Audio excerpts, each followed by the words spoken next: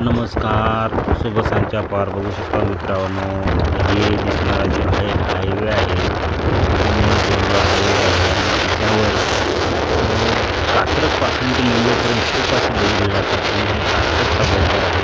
जसं की साताऱ्याहून पुण्यामध्ये प्रवेश करताना कात्रजला हे मोठा बोगदा लागतो.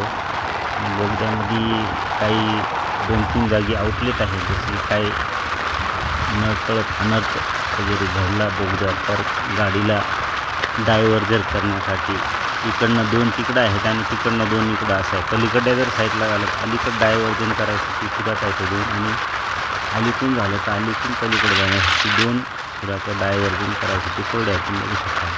आणि बोगद्यामध्ये असं नॅचरली पाणी वगैरे गळत असते तुम्ही बघू शकता. म्हणजे त्या नियम आहे गाडी 80च्या स्पीडने सारखी चाललीच पाहिजे. 3 लाईन आहे ते चांगली बघू शकता.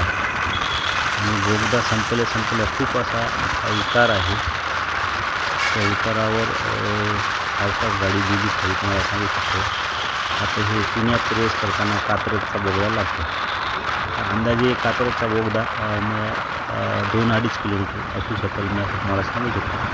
बोगदा झाल्या खूप असा उतार आहे. ते तुम्ही बघू शकता. अशा प्रकारे मी व्हिडिओ शूट केलेला आहे.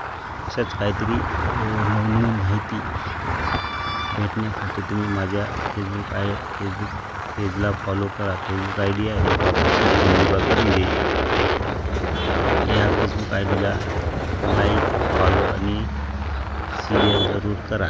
तर अशा प्रकारे मी तुम्हाला रोडची माहिती, रोडमध्ये काही पॉईंट वगैरे काही पण असेल ती माहिती मी तुम्हाला सांगू शकतो.